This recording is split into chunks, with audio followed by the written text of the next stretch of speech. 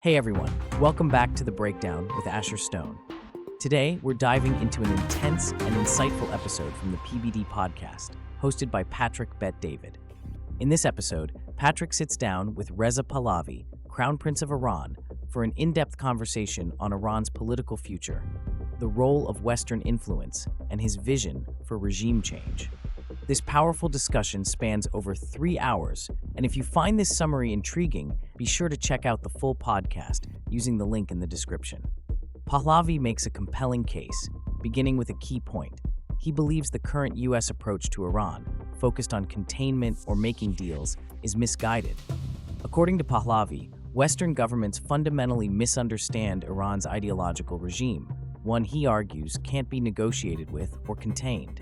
The only solution, he says, is to support a grassroots change led by the Iranian people, rather than involving U.S. military intervention. The conversation then shifts to the emotional and historical ties between Iran and America.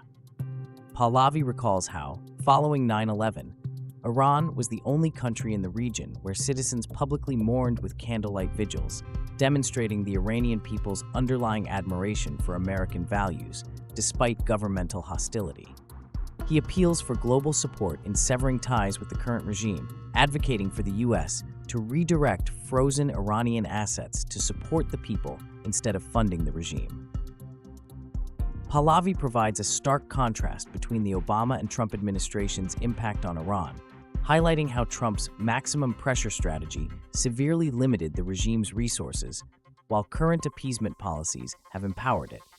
He notes that the Iranian people's hunger for a secular, democratic future remains steadfast and proposes leveraging economic pressures rather than military force as a catalyst for change.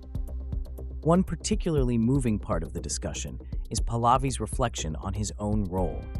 He shares his lifelong commitment to Iran's freedom, stating that his mission isn't about political power, but about liberating Iran. He suggests that change will come through civil disobedience and supporting Iran's growing resistance movement, emphasizing that Iranians want a peaceful resolution through nonviolent means. In closing, Pahlavi outlines a multi-phase plan for Iran's future.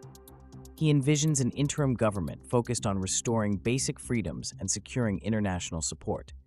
He asserts that rebuilding Iran will require not only political restructuring, but also economic reform, which he has already begun strategizing with a team of experts.